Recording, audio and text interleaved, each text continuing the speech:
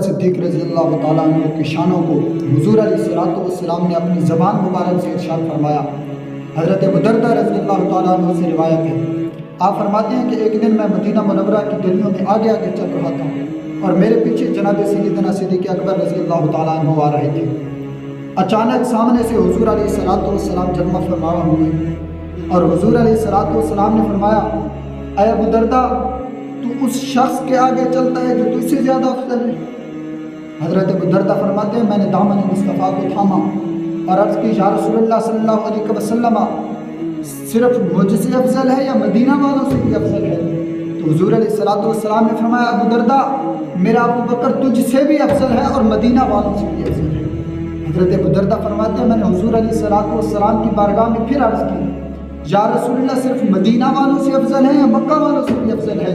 حضور علیہ الصلوۃ والسلام نے فرمایا، ابو دردہ، میرا ابو بکر تجھ سے بھی افضل ہے، مدینہ والوں سے بھی افضل ہے اور مکہ والوں سے بھی افضل ہے۔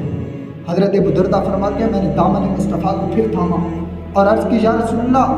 صرف مکہ والوں سے افضل ہے یا اور بھی کسی سے افضل ہے؟ پھر حضرت ابو دردہ رضی اللہ تعالیٰ عنہ فرماتے ہیں کہ گل قدس کی پتیوں کو حرکت ہوئی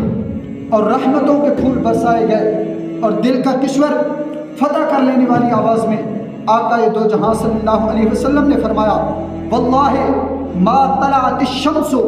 ولا غربت علی احد افضل من ابی بکر الصدیق الا ان یکون نبیا ورسولا۔ آقا دو جہاں صلی اللہ علیہ وسلم نے فرمایا، ابو دردہ سن، اللہ کی عزت کی قسم،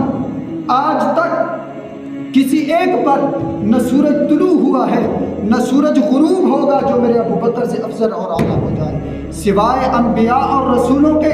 اس کائنات کے اندر سب سے افضل، سب سے اعلیٰ اور سب سے بہتر جو ہے وہ میرا جان ابو بکر صدیق ہے۔